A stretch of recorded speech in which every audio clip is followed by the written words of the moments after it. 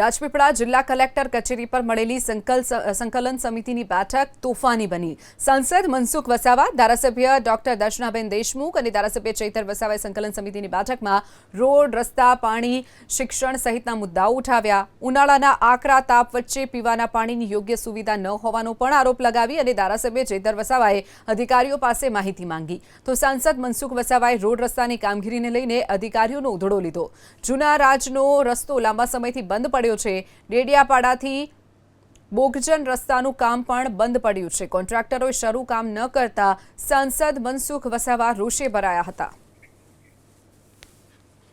3 મહિના પહેલા work order આપ્યો છે એજન્સીને ડેડિયાપાડાથી બોગજનો રસ્તો, એ ઉપરાંત બીજા પણ ઘણા બધા રસ્તા છે। 3, 4, 500 મહિનાથી વર્ક ઓર્ડર આપેલા છે, પણ એજન્સીઓ કોઈને કોઈ કારણસર કામ કરતી નથી।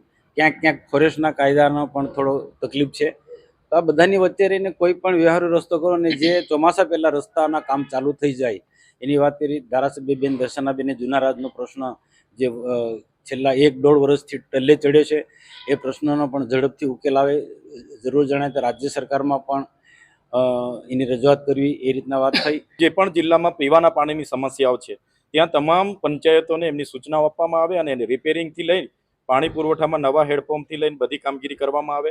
મનરેગામાં જે ફેસ આઈડીથી હાજરી પુરાય છે એ બાબતે પણ અમે એ ફેસ આઈડી ટેકનિકલ ખામીના હોવાના લીધે હાજરી નથી પુરાતી, એ બાબતે પણ ધ્યાન દોર્યું છે। સાથે સાથે જે નર્મદા જિલ્લામાં પેટ્રોલ ડીઝલની અછત ઊભી થઈ છે, લોકો આજે લાઈનો પર ઊભા છે, એ બાબતે પણ મેં માન્ય કલેક્ટરશ્રીને અને વહીવટી તંત્રને ધ્યાન દોર્યું છે કે એને લોકો સુધી સાચી હકીકત અને સાચી માહિતી પહોંચાડવામાં આવે।